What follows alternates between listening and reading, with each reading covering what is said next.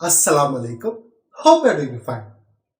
We know when a charged particle moves in a magnetic field, it experiences a force.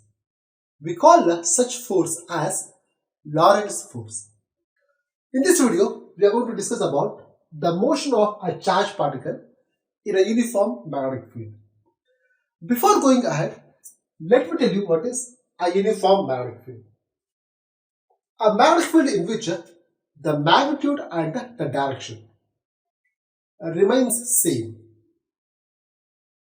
at every point of the magnetic field is referred as uniform magnetic field. I consider one such uniform magnetic field acting inward to the plane of the board.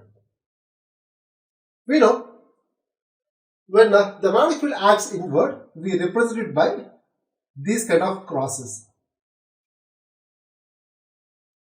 Whereas when it acts outward, we use a dot to represent one such magnetic field acting outward. So this magnetic field acts inward.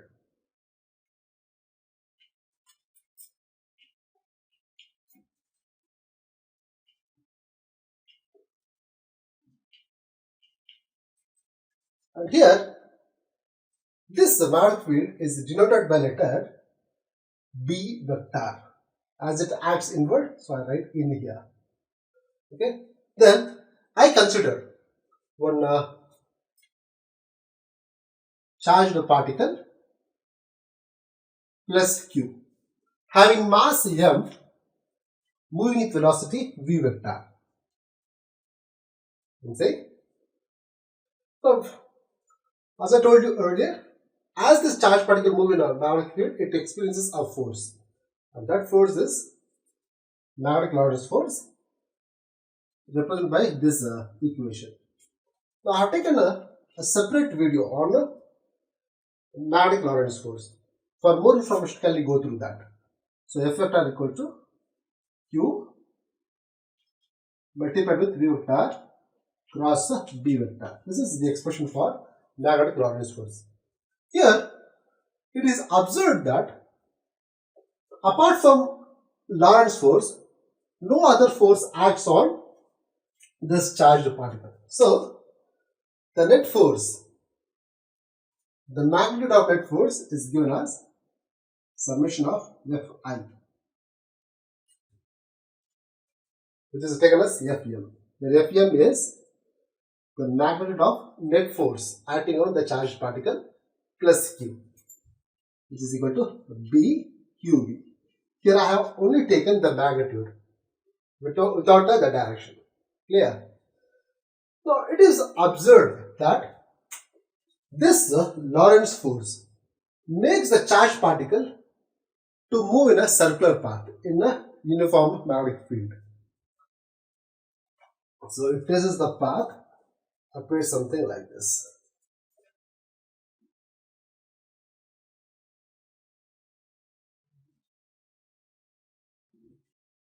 This is the circular path.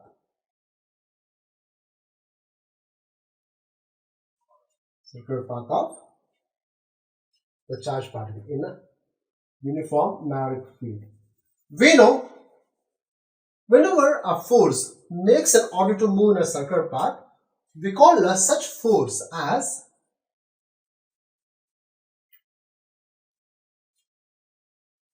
centripetal force. We call such force as centripetal force. So, we can say that the charged particle has experienced as centripetal force, and centripetal force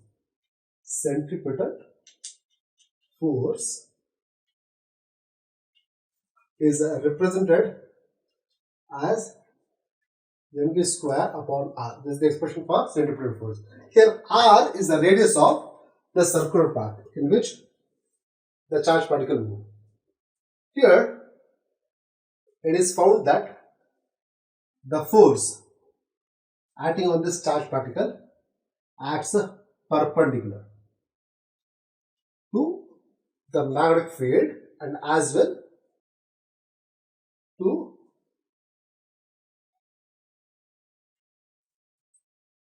the velocity v vector with which the charged particle is moving.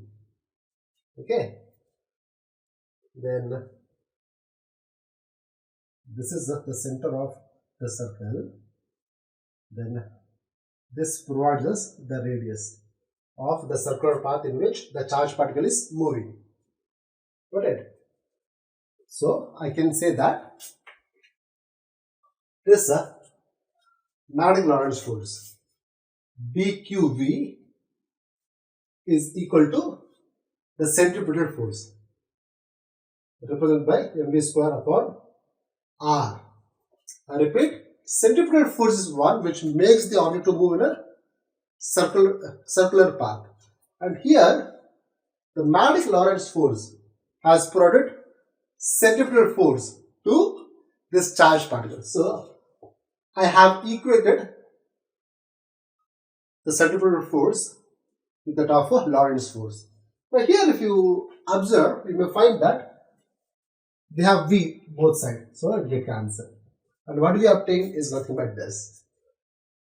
BQ is equal to mv upon r. And from this, the expression for r can be obtained if I take r this side. And BQ is brought here to the denominator. This is the equation that gives us the radius of the circular path in which the charged particle move. I take it as equation number 1. Fine. Will I go ahead? Now I will get the expression for time period with which the charged particle move in this circular path. What is this time period? Time period is nothing but the time taken by the charged particle to complete one circular motion in this circle. Suppose this charged particle is present here.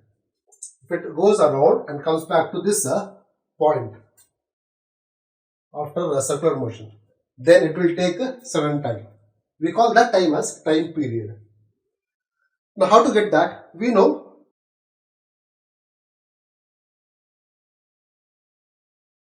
the expression for velocity. It says that velocity is equal to displacement divided by time.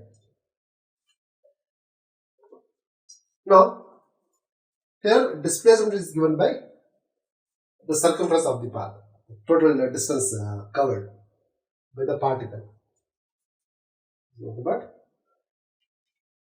But the circumference of the circle, that's 2 pi r, and the time is the time period, that is capital T.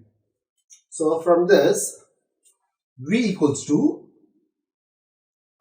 2 pi r upon T, and capital T can be obtained if I take this here,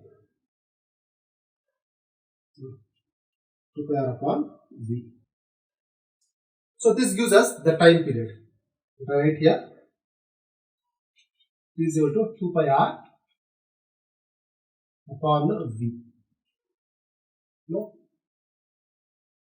Then I substitute the value of r from equation number 1. I take it as equation number 2. I substitute 1 in the 2. So what I get? I get this. T is equal to 2 pi upon V. In the place of r, I write this.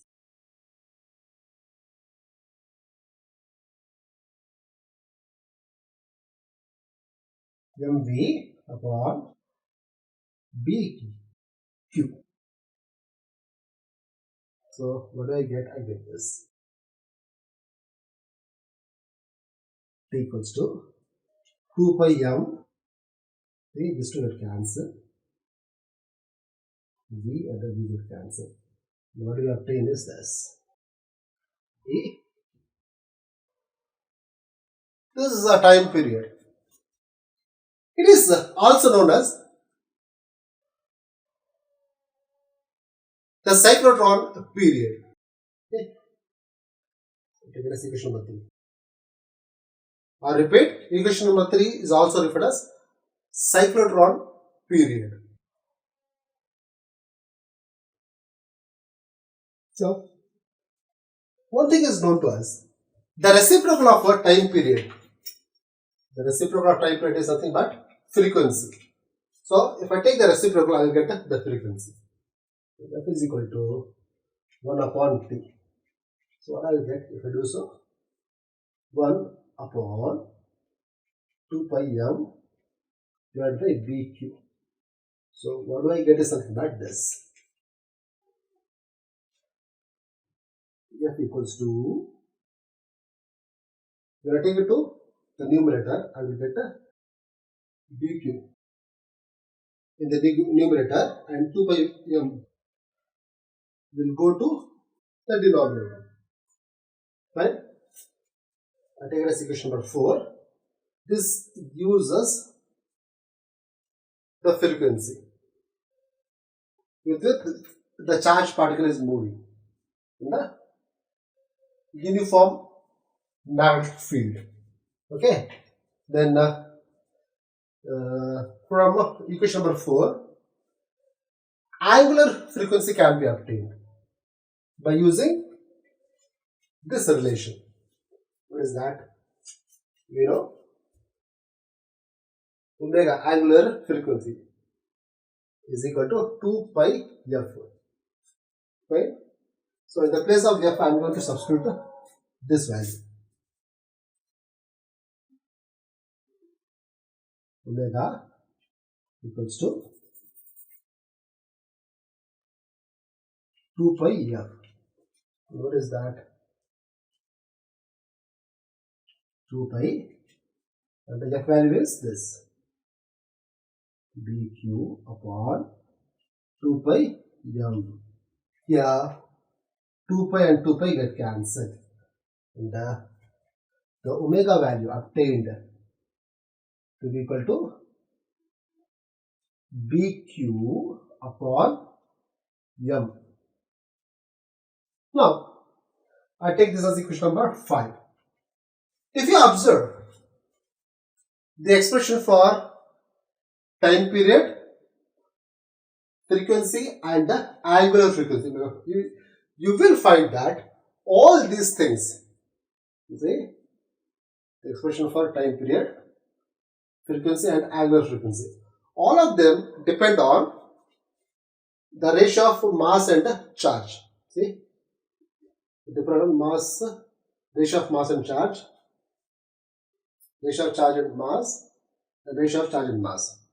But nowhere they are found to depend on the radius of the circular path and as well the velocity.